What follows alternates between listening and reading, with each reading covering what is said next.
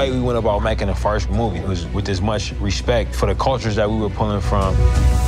We wanted to do the same thing for the cultures that we were reflecting in this. I'm excited about the new characters that we introduced to the world.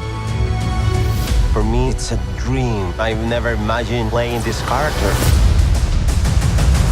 Wakanda itself is such a concept. We really wanted to come back to it and groom it. Ruth just took it up a notch. She will exhaust every possibility to build this world. I know so much more who I am when I put the costumes on. Have I not given everything? You want to take an audience on a journey. You got to grab them by the heart.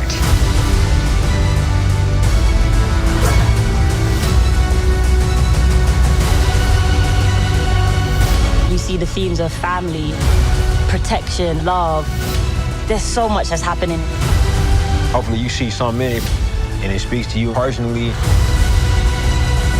You gotta keep inspiring people, and I'm praying that that will be the result of this movie.